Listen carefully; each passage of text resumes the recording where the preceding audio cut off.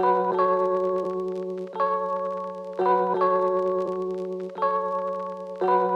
everyone, it's Gemma here with another podcast from Pulse Social.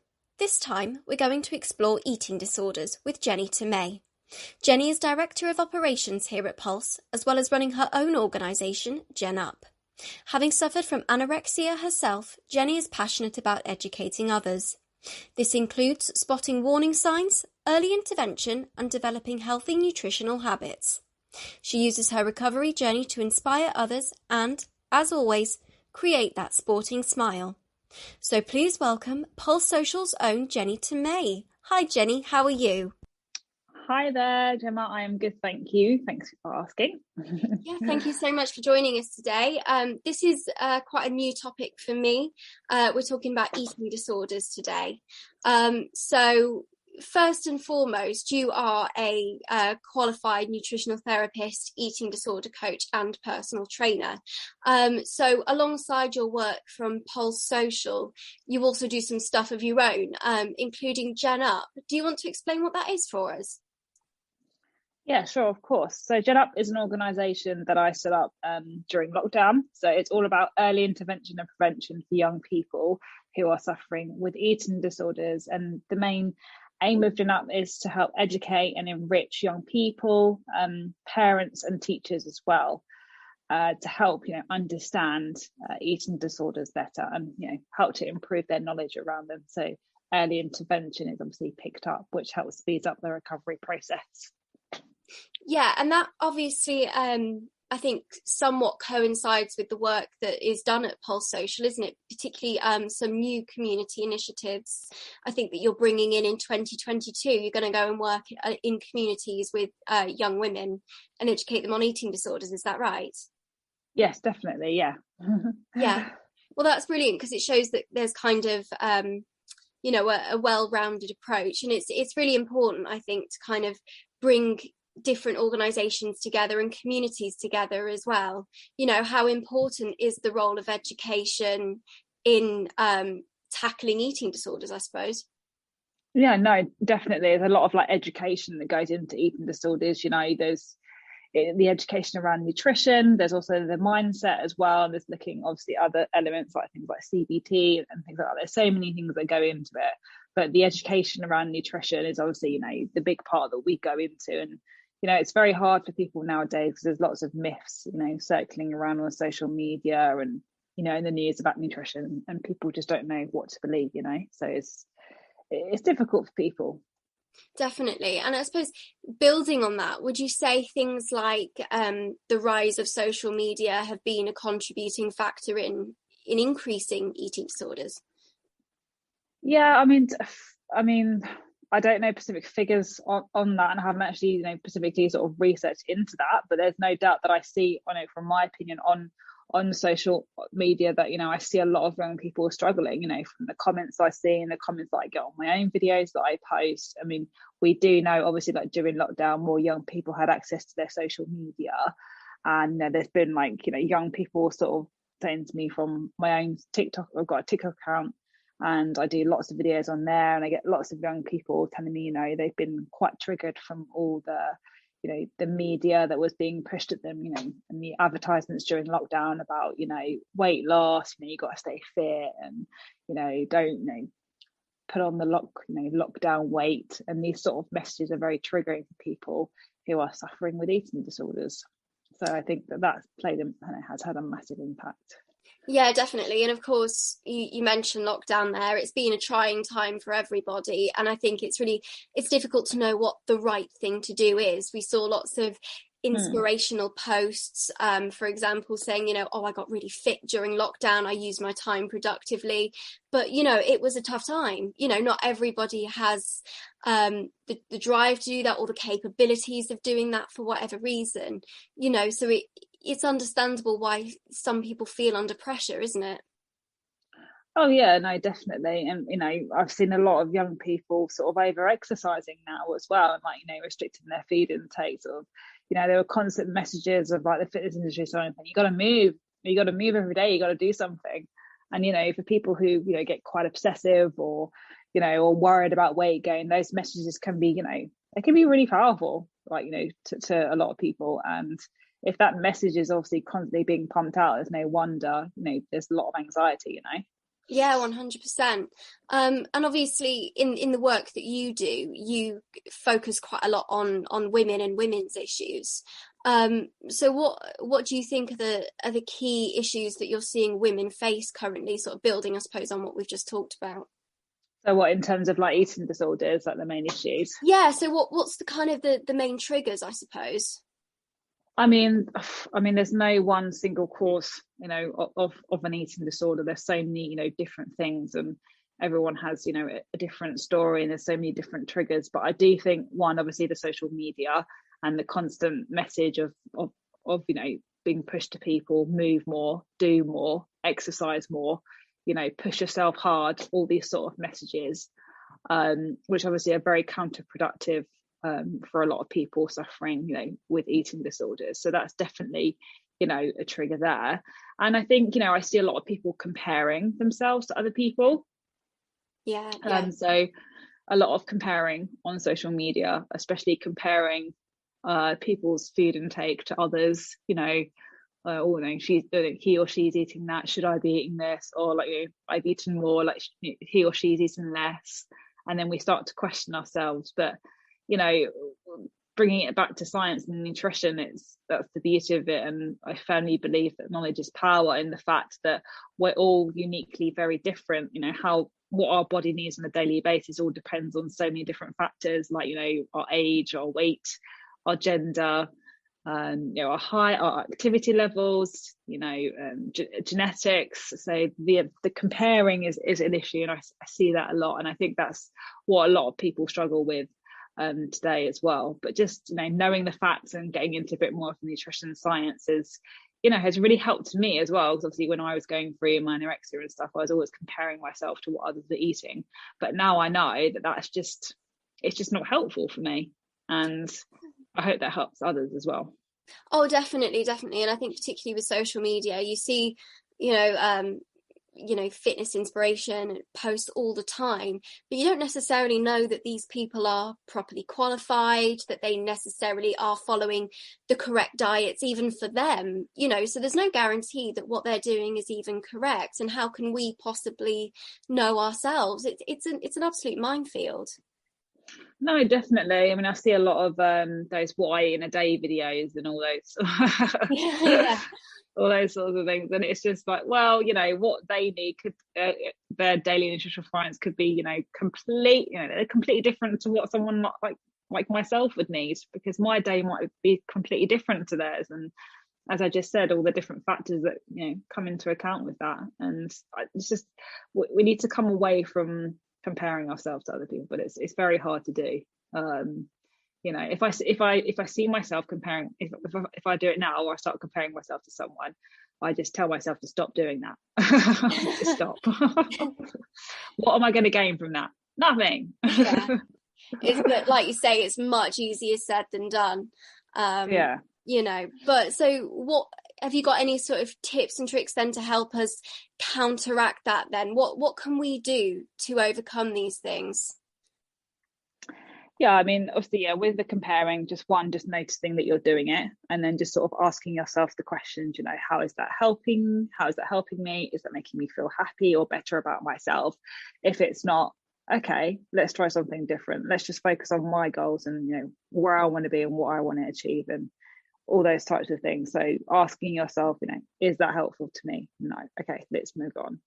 And then with the social media, it's sort of, if you're, whoever you're following, like social media influencers or anything like that, it's just sort of thing, if you're looking at a piece of content, is it making you feel better about yourself, or is it making you feel worse about yourself? If so, change the content, change who you're following, change the environment, or come off your social media if it's not serving you in any way, or follow content that is inspiring and makes you feel good about yourself, and obviously spreads a positive message. Because if something's not making you feel good about yourself at the end of the day, unfollow it. Simply follow something different.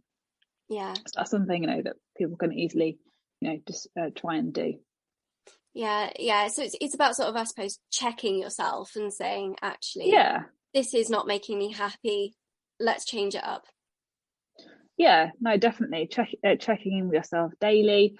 I give my clients a lot of I always find gratitude work really good, like kind of doing a daily gratitude list. I try and do that myself as well. It really helps with a boost in mood as well. Yeah, that sounds really good. And also, yeah, just look at who you're taking information from and where you're reading it from, especially if it's, advice on like nutrition and things like eating disorders. Are they qualified? Do they know what they're talking about? Where did they study? All these sort of questions, they're really important to ask. Yeah, definitely. So obviously Pulse Social, it's a sports company. You yourself, you're a personal trainer, so sports is a huge part of your life. So how can getting involved in sport help to develop these healthy relationships with food and with one's eating?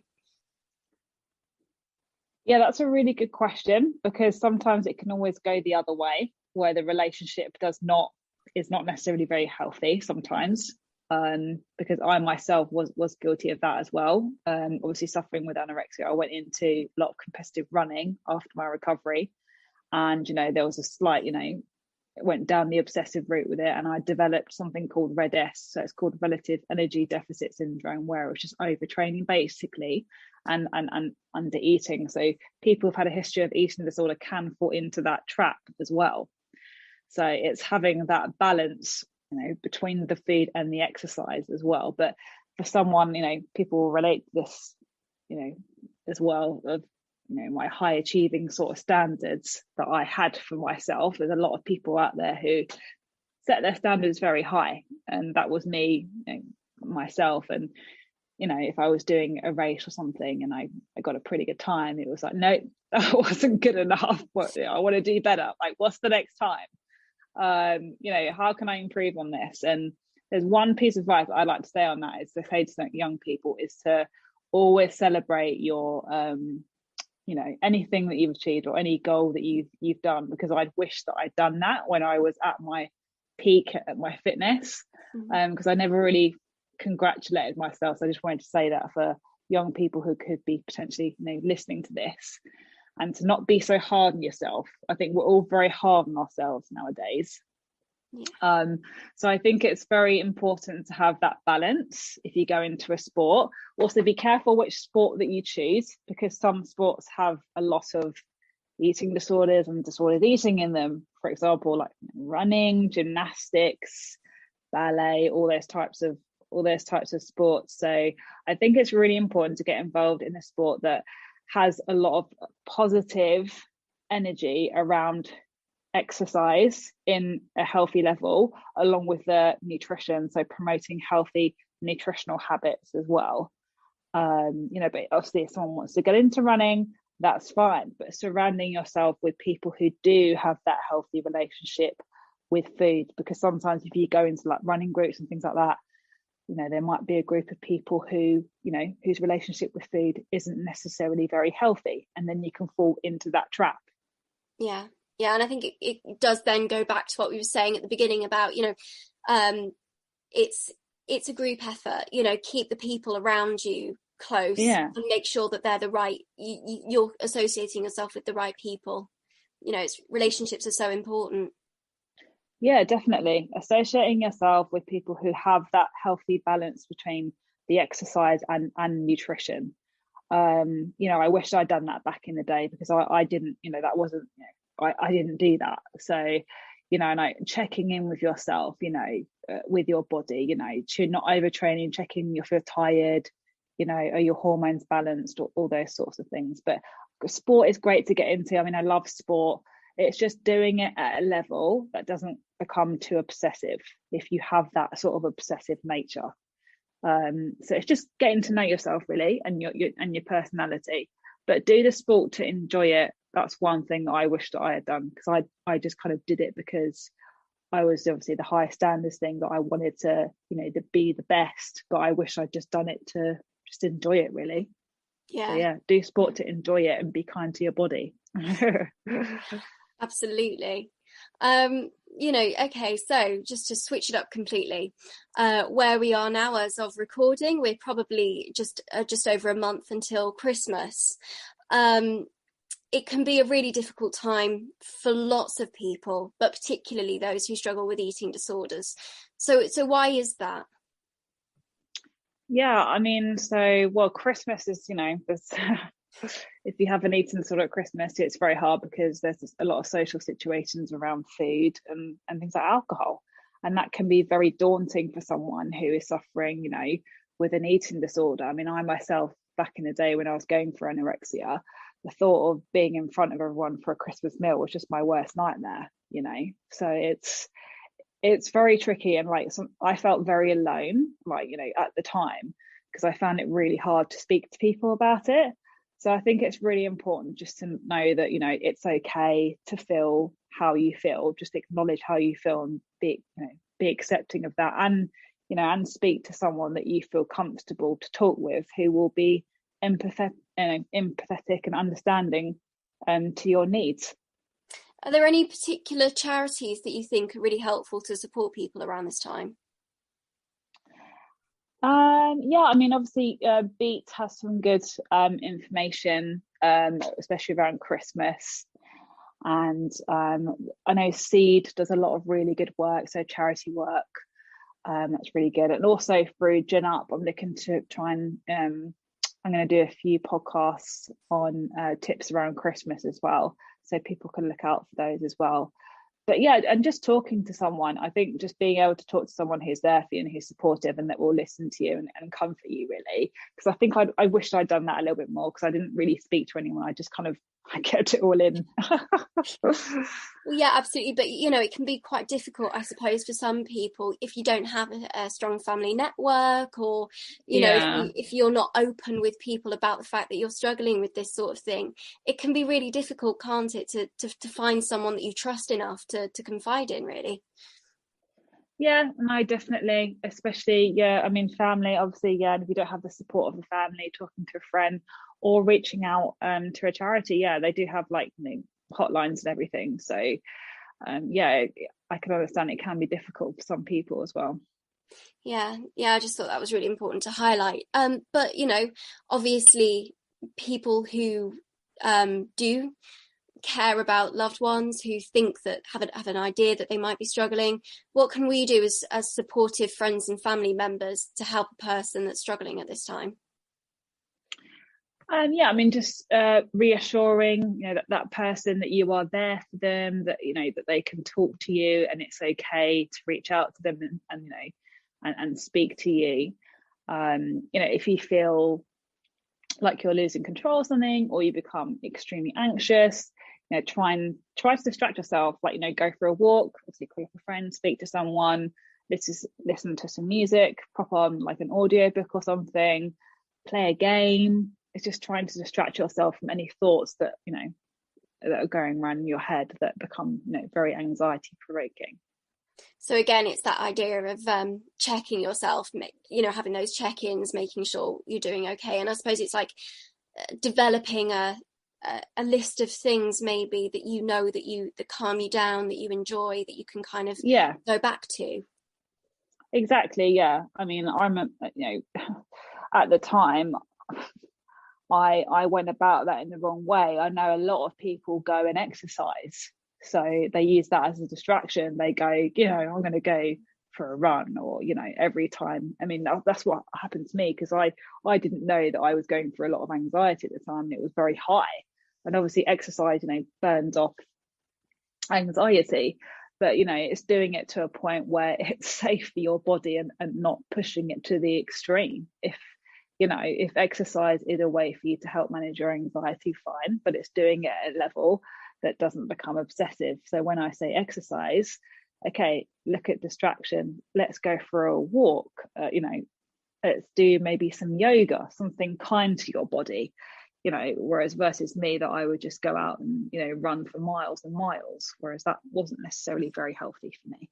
And I know there's a lot of young people out there doing that right now, and the long-term side effects of doing that are very detrimental to the body. Yeah.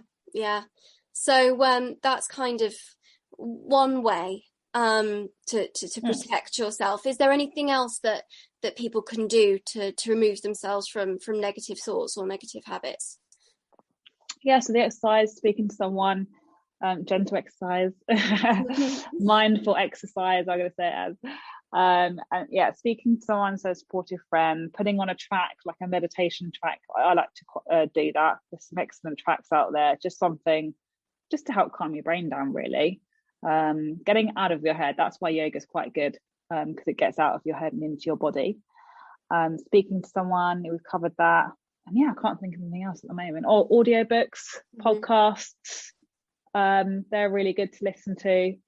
Just using any sort of distraction technique that you can, and perhaps like writing down some things on, like, you know, sticky notes, like little mantras that you can say to yourself that you can come back to that help to calm you down.